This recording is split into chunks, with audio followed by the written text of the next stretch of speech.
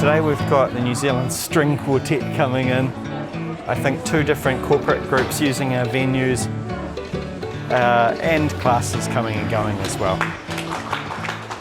It's not just books anymore.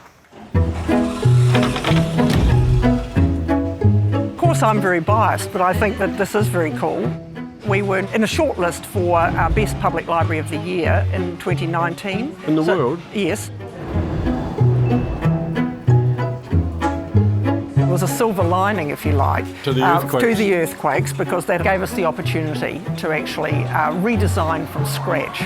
We were able to completely reimagine what a library could be.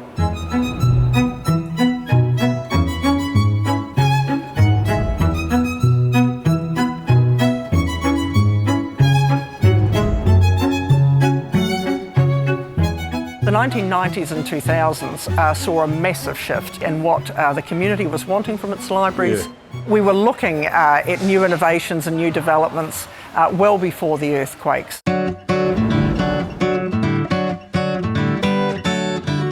Part of why the council wanted it in this beautiful site right on Cathedral Square is to give people another attraction to come into the central city. The winning architectural team was actually a combination of a New Zealand firm, Architectus, and a Danish firm, Schmidt Hammer Larsen. Company who were experienced in library building. Libraries and other cultural buildings. The name Tūranga relates to a place to stand. Tūranga was shortened of Tūranga Waiwai, or standing place. I was at the first meeting where the library staff said, "We want to build a library, your library. What do you want to see in it?" And so for mana whenua to be involved at that early stage was a great opportunity. Our input's been reflected in the way the building was delivered.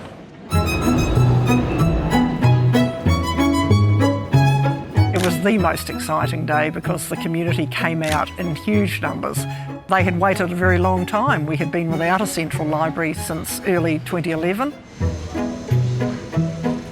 This is where people arrive into Tūranga. We have this amazing collection of photos going back decades. You can simply touch on an image and go in and learn more about our history.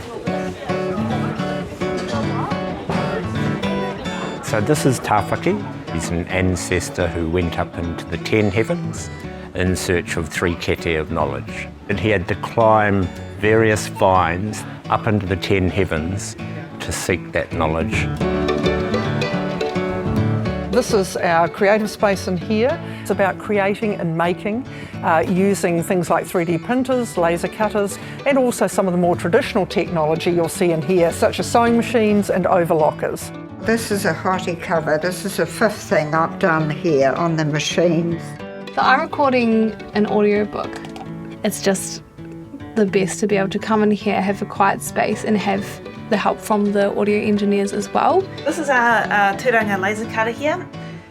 We can cut all sorts of materials on it. Over the school holidays we had these for the City Nature Challenge. Coloured them in and assembled them to make a honeybee. This is Hapori, the family floor. We have story times. We do scavenger hunts. We have a great partner in Imagination Station. What do? They do Lego. So that's another feature of modern libraries, that they often have partnerships or collaborations with like organisations. So you could come here really and not borrow a book. That's right, yes. Could you? Yes, you could. You like those too? You can have those ones.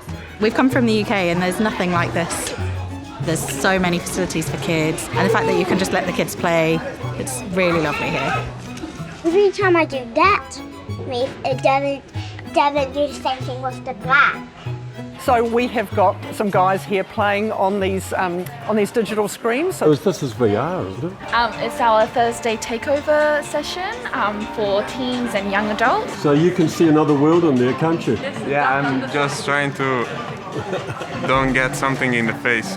So we've got the VR and we've got old-fashioned, old school, as the kids would say, games here.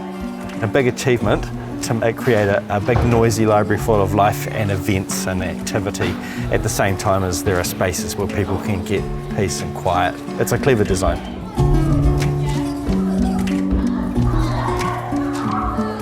come here very often. It's such a wonderful building, and the shelves are filled with so many treasures. Yeah, we get absolutely every type of person in here, and everyone's welcome. Everyone's welcome. It's everyone's library, eh? It's the library of the people of Christchurch. My favourite building in the city. There's not another library like it in Aotearoa, probably not another library like it in the world. So often I hear the words, you don't need a library, you don't need a physical library these days. Why do you need that? We've got the web, we've got everything on the internet. That need for people to come together that enables them to just explore and discover and connect with each other, connect with their imaginations is such a human need, I think.